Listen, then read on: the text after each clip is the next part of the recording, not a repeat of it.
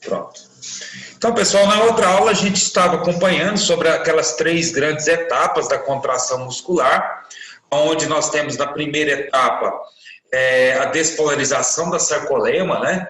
Essa membrana da fibra muscular, onde envolve todas aquelas etapas, pequenas etapas dentro, né, da despolarização celular.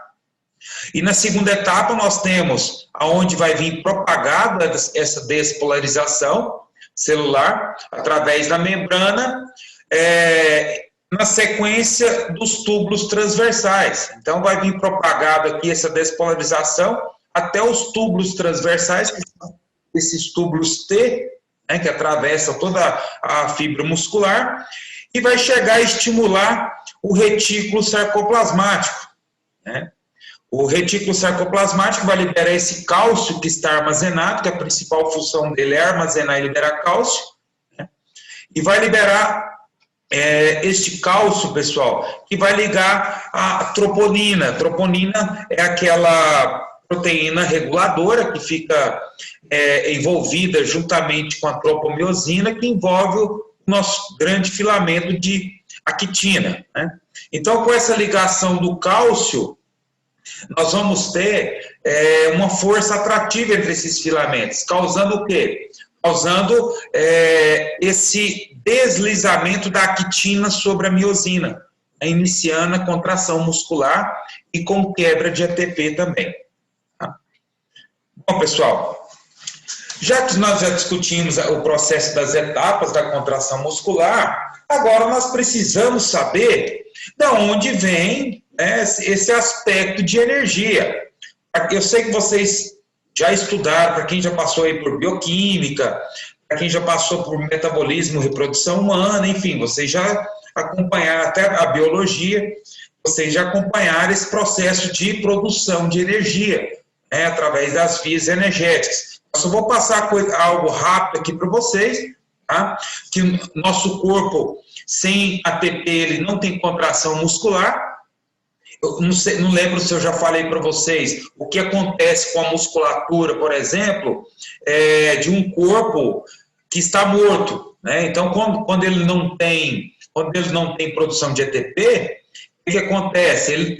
Os filamentos, eles vão ficar o quê? Totalmente, tá, presos um ao outro. Então, não tem essa separação, né, para causar a interação da contração muscular. Então, sem ATP, os nossos filamentos, ele vai ficar totalmente o quê? Alinhados um ao outro, tá? Causando aquela rigidez, ou chamado também, derivado do latim rigor mortis, tá? Então, por isso que a musculatura de uma pessoa morta, pessoal, ela, claro, antes de sofrer o processo de degradação, ela vai ficar o quê? Rígida, bastante rígida, por falta de ATP, tá? Então, para ter a contração muscular, enfim, nós precisamos daqueles elementos, e um dos principais elementos é a ATP. Então, nós precisamos de vias energéticas para produzir esse ATP. O ATP que a gente tem suficiente para realizar uma contração muscular é muito pouco. É cerca de reserva para contração muscular de até 3 segundos. Então, nós precisamos o quê? Produzir ATP constantemente, ressintetizar ATP. Tá? Por isso que a gente precisa de 3 vias energéticas. Por quê? A nossa primeira via energética, que está aí no canto esquerdo aí de vocês, pessoal, é chamado, eu vou falar várias nomenclaturas dela, tá? ATP creatina de sinase, ou simplesmente via anaeróbica, porque eu estou produzindo energia sem utilizar oxigênio, e a lática, eu não estou produzindo ácido lático. Tá? Então, essa primeira via energética que vai produzir energia suficiente ali, já vai pegar o ATP, já está lá na célula, vai pegar a creatina fosfato, o fosfocreatina, que também já está à disposição lá dentro da célula, e simplesmente vai o quê? Nos fornecer aquela energia rápida, para contrações mais rápidas, vai pegar um objeto no chão, né? Vai dar um salto para pegar alguma coisa, tá? Vai fazer pequeno esforço de contração muscular, que envolve aí perto de até 10 segundos, você vai utilizar essa via energética para liberar a sua energia, para fazer a sua atividade motora. Tá? Já a segunda via energética, pessoal, nós estamos falando já na fermentação láctica, ou seja, nós estamos produzindo lactato, ácido lático, porém, de forma anaeróbica. Eu não estou utilizando o oxigênio, nesse caso, e eu estou quebrando o quê? Molécula de glicose. Agora eu estou utilizando glicose. Então, quando eu faço o quê?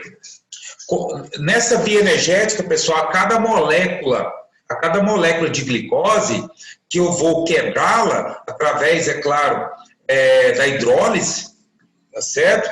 Nós vamos ter, a quebra de glicose, nós vamos ter o quê? A cada molécula de glicose, nós vamos ter uma fermentação, uma produção de 2 moléculas de lactato e liberar energia. Tá?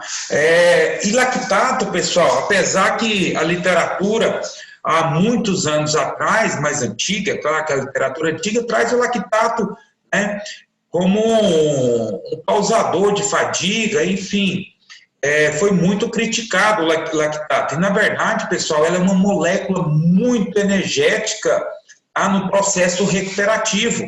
Ela é um sal, é a base de sal, um componente energético, que você utiliza ela principalmente quando está recuperando, tá bom? Quando está em recuperação do seu dia a dia, principalmente. Então, você fez muito esforço com a sua parte muscular, você vai produzir muito ácido lático, tá? E você depois vai precisar recuperar no seu descanso, e o seu corpo também vai utilizar esse lactato aí depositado lá no músculo como energia. Tá? O lactato também, o ácido lático, por muito tempo se falou que ele era causador de fadiga muscular, e não é. Fadiga muscular é o quê? Perda da contração, perda da capacidade contrátil do músculo. Né?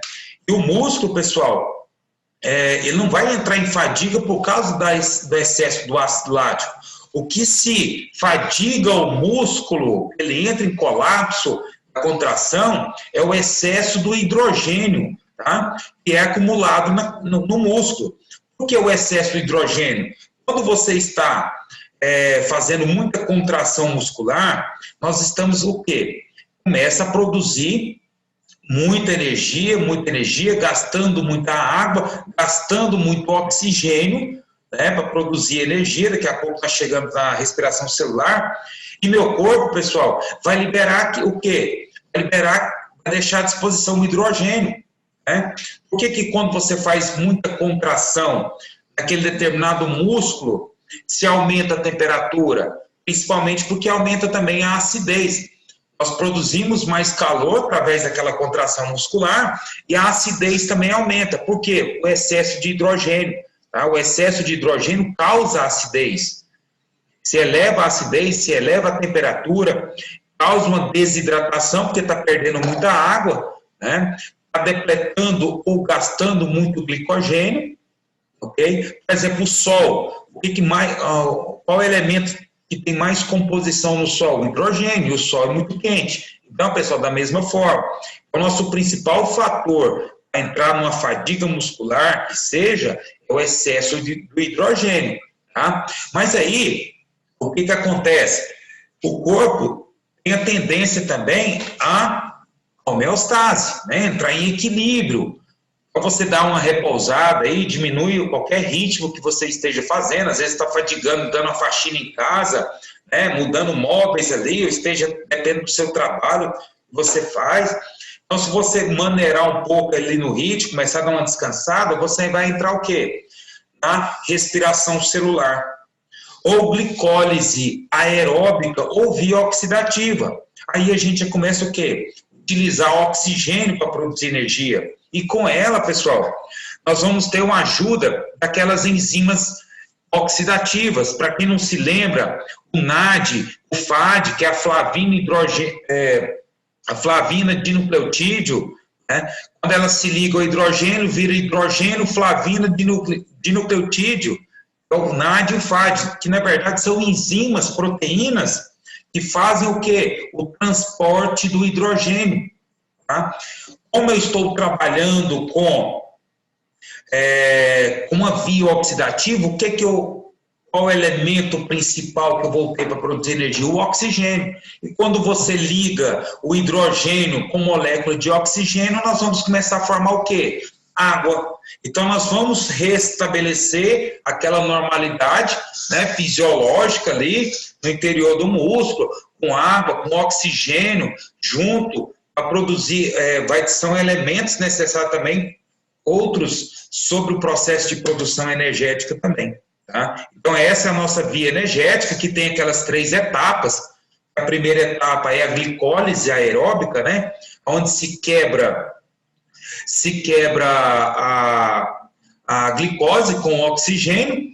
Nós temos o segundo, que é o ciclo de Krebs, ou ciclo do ácido cítrico, ou tricarboxílico, e a última, fosforilação oxidativa. Né? Então, juntando tudo, nós temos aí essa cadeia respiratória também, tá certo? Nessa última via energética, certo? Então, pessoal, esses 3 componentes aí, essas 3 vias energéticas é o que vão produzir, tá? Lembrando que a literatura traz que na respiração celular, algumas literaturas traz 36 ATPs, a partir de uma molécula de glicose, ou até 38, tá bom? Então, nós temos essas 2 variações da literatura. Tá? Bom, nosso corpo também vai utilizar energia à base de lipídio. Tá? Então, nosso corpo vai chegar um momento que ele não pode acabar com esse glicogênio, né, essa glicose, principalmente utilização na contração muscular, e a gente depois vai utilizar o quê? Vamos começar a quebrar lipídio. Né? Então, vai quebrar aqueles lipídios, principalmente o triglicerídeo, né, que está dentro da célula adiposa. Nesse momento que a gente quebra essa molécula triglicerídeo da célula adiposa, nós estamos falando em lipólise, né, a quebra de lipídio. E o nosso corpo vai utilizar outras vias energéticas, como a beta-oxidação. O que a beta-oxidação vai fazer? Vai pegar vai oxidar o ácido graxo. Né? E quando você quebra o lipídio através da lipólise, ela vai virar o quê? Pequenos componentes. Então, outros componentes que formam o lipídio são a base de glicerol e o ácido graxo. Né? O ácido graxo a gente vai utilizar como molécula energética através da beta-oxidação. E o corpo pode chegar também a produzir até energia, pessoal, através do ciclo de Cori, tá? Para quebrar proteína e transformar em energia. Tá? Então, se faltar também, se estiver não acabando o lipídio, tá? Se estiver saturando demais a utilização de lipídio, o nosso corpo vai utilizar até proteína através da proteinólise. Né? O que vai acontecer? Ele vai pegar esse aminoácido, né, a base de proteína, vai fazer o quê? Uma desaminação. Né? Vai tirar essa molécula de amina do aminoácido e vai transformar aquele ácido em ácido pirúvico, que é o precursor lá do ciclo de Krebs, para quem já passou, é claro, por todo o processo, né, bioquímico do ciclo de Krebs, vocês lembram que tem o ácido pirúvico lá, que foi convertido, né, em acetilcolina e por aí vai, para a produção de energia, ok? Bom, deixa eu abrir aqui um componente para vocês, pessoal. Abrir para as dúvidas, que a gente discutiu bastante sobre o processo de energia aqui. Alguma dúvida aí? Sobre o que acabamos de ver sobre as vias energéticas?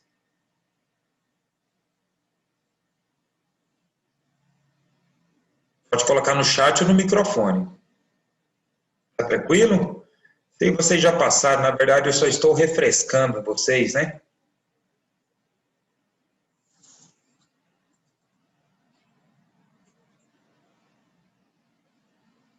Então vamos continuar.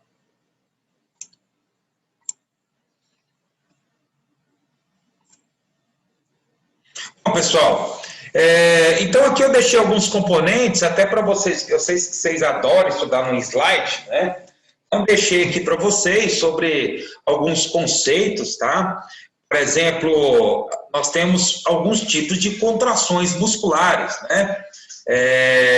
Nós temos a contração reflexa, que é totalmente involuntária, a nível de medula, quem controla a nível de reflexo, pessoal, nosso centro de reflexo é a nossa medula, né? Então, são atos involuntários que a gente tem, por exemplo, essa maneira que você tem de se posicionar aí sentado, pessoal, você está realizando através essa postura de vocês não estão pensando, né? O que vocês estão sentados, tem que contrair a musculatura aí, dorsal, abdominal, enfim, cervical. A medula está fazendo isso para você de forma involuntária, tá? Por exemplo, movimentos de órgãos, tá certo? Por exemplo, aquela vontade que você tem de ir ao banheiro, por exemplo, pessoal, aquele sinal fisiológico que você tem, na verdade, é sua medula revisando através de uma contração, tá, involuntária. Então, nós chamamos de reflexo vesical, tá certo? Então, são movimentos totalmente controlados pela nossa medula, ok? A contração tônica, na verdade, está realizando o quê? Um tônus muscular ou tonicidade. É apenas o que é um tônus muscular, pessoal? São pequenos níveis de contração muscular somente para quê? Para manter a sua postura. Você pode estar em pé, por exemplo, você pode estar agora sentado, entendeu? Você faz o quê? Pequenos níveis de contração muscular só para manter a sua postura. Você constantemente faz tônus muscular na sua região cervical, né, de seu pescoço, para poder manter a postura, tá, de cabeça erguida, no caso. Ok? Aí nós temos a contração isotônica, onde a gente separa duas fases, tá? É a fase concêntrica e excêntrica. Na fase concêntrica, pessoal, é quando existe o encurtamento dos filamentos proteicos, tá? E quando a gente está fazendo uma fase concêntrica ou contração excêntrica, desculpa, nós estamos fazendo o quê? Um estiramento, um alongamento dos nossos filamentos proteicos. Então, a contração, durante a contração isotônica, ela tem essas duas fases, tá? Que não tem movimento muscular. Você vai pegar um objeto, por exemplo, você vai conduzir sua mão fazendo o quê? Estendendo seu braço e flexionando seu braço. Então, é movimento, é contração isotônica. Nós temos a contração isométrica, seria uma contração sem alterar o comprimento muscular ou o ângulo que seja. Você, por exemplo, você pegar aí um objeto, tá? Tem aquelas bolinhas ortopédicas para massagear a mão. Então, você pega uma bolinha daquela e aperta e segura, fazendo contração. Pronto, você está realizando uma contração o quê? Isométrica, não está tendo alteração do comprimento muscular, mas mesmo assim você está fazendo uma isometria, né? Ou você, por exemplo, você parado, em pé parado, assistindo algo, tá? Simplesmente você está realizando também uma espécie de contração isométrica, não está tendo alteração nenhuma, tá? Desde que você esteja parado, sem movimento. Ok?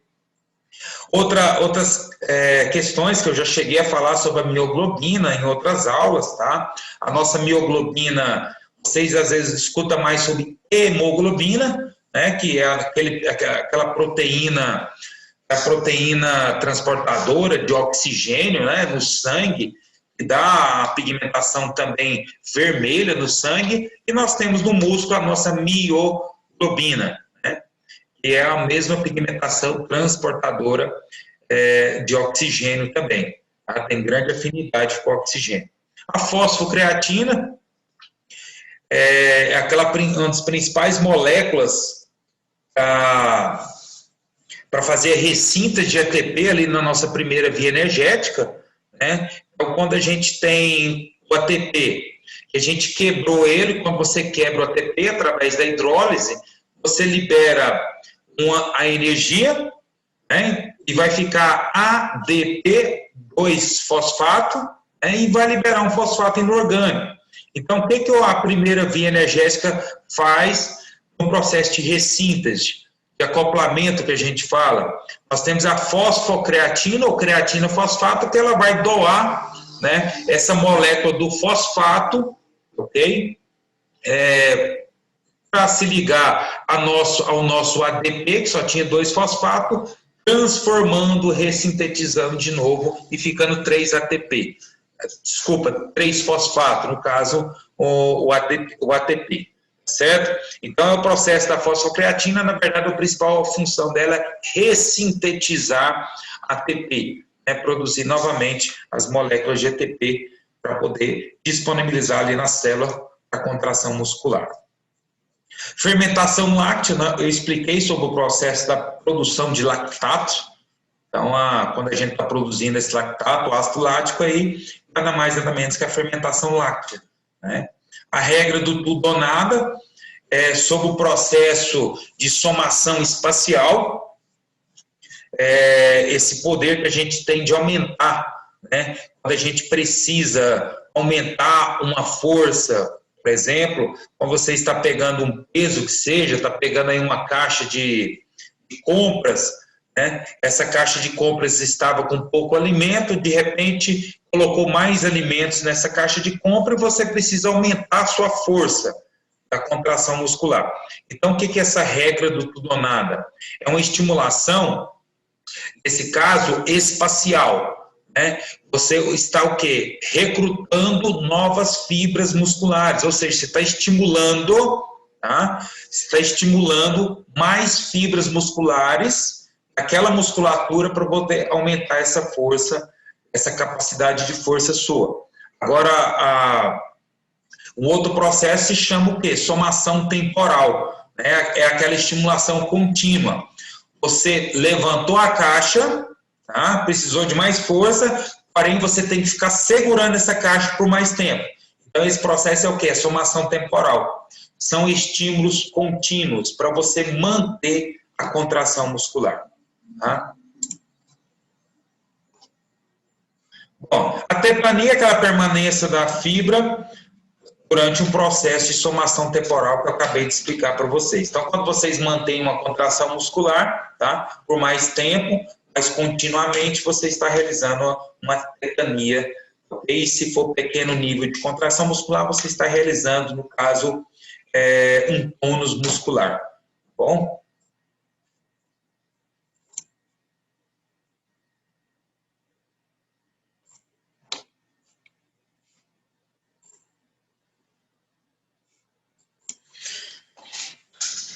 Ok, pessoal?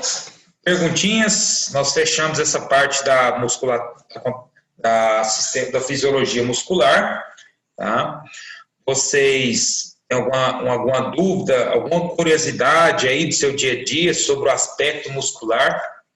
A gente não entrou ainda na parte cardíaca, tá? Depois eu vou focar na parte da musculatura cardíaca com vocês. E provavelmente já na próxima aula, né? Alguma pergunta aí?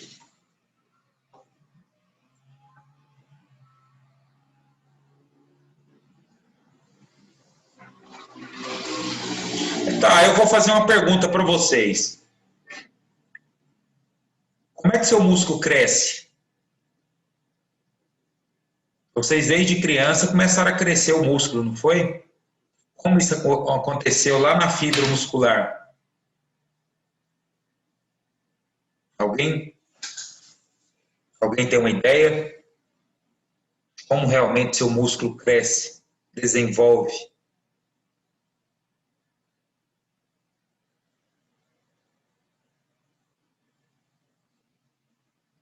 Vai estar na prova essa pergunta, hein?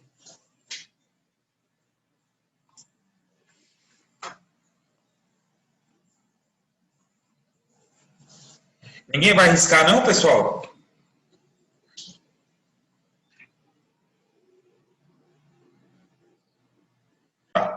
Bom, pessoal, o que acontece quando a sua fibra muscular ela cresce? Então, você nasceu, né, começou ali além depois dos soros ali, né, continuamente, enfim, sujou fralda demais, você começou a desenvolver, você começou a crescer, né, nesse sentido, os hormônios te ajudando, né, a se desenvolver principalmente. Então, você começou a movimentar o corpo, né, começar a melhorar essa parte motora sua. Depois você começou a ficar o quê? Sentado, depois começou a engatinhar, depois começou a ficar em pé, começou a andar, correr, pular, enfim. Você foi começando o quê? A estimular a sua função motora, né? Você começou a fazer essa movimentação que colocou aí. Você começou o quê? A sempre estressar a sua musculatura, tá? Utilizar ela, forçando essa musculatura a se desenvolver com a ajuda da parte hormonal. Tá bom? O que vai acontecendo com as suas fibras? Sabe aquele momento que você foi lá num dia, acordou tão inspirado ou inspirada, né, que seja, mas deu uma faxina na casa assim que ela ficou um brio para receber, por exemplo, a sogra que você vai conhecer, enfim, você deu aquela, né, aquela zerada. Aí no outro dia, 2 dias depois, o que aconteceu? Você está com as dores musculares, né? Já tomou aí 4, 5 Torcilax, né? Porque todo mundo tem dor e gosta de um Torcilax.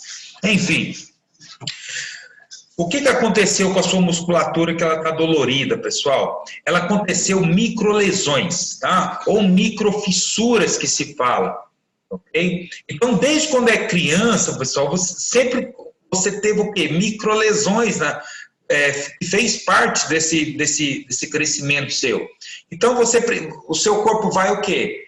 Vai regenerar essa fibra muscular, está lá dolorida, cheia de microlesões, e não é lesão, pessoal, não é lesão negativa, tá? É microlesões de forma positiva, simplesmente você utilizou muito a sua fibra muscular, tá? Para fazer aquela atividade aí da sua casa, da faxina, e sua musculatura o quê? Deu pequenas fissuras nela, e seu corpo vai regenerar, cicatrizar. Quando tiver um corpo, uma fibra muscular recuperada, ela vai vir o quê? Uma fibra muscular maior e mais forte. Então, toda vez que você faz esse movimento, que você exige de mais sua musculatura, acontece esse processo de microlesões e seu corpo vai recuperar isso aí. Por isso que sua musculatura ela vai crescer, claro, vai ter ajuda de hormônios, vai ter ajuda de muitos aspectos envolvidos também. Aí gasta muita energia para recuperar esses tecidos aí. Ok? Entenderam aí, pessoal? Ou ficou alguma dúvida em relação a esse crescimento?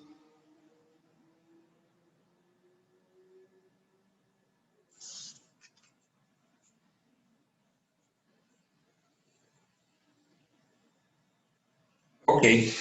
Então, pessoal, se não tiver mais dúvida, a gente vai encerrar aqui. Repetindo para quem chegou depois, eu não vou colocar atividade, porque semana passada ficaram 8 questões, tá bom? Daqui a pouco vai estar disponibilizado para vocês lá no AVA, essa gravação dessa aula. Aí desejo para vocês aí um bom final de semana a todos e fiquem todos com Deus também, tá bom? Um abração. Valeu, garoto. Pra vocês também. Eu. Com Deus.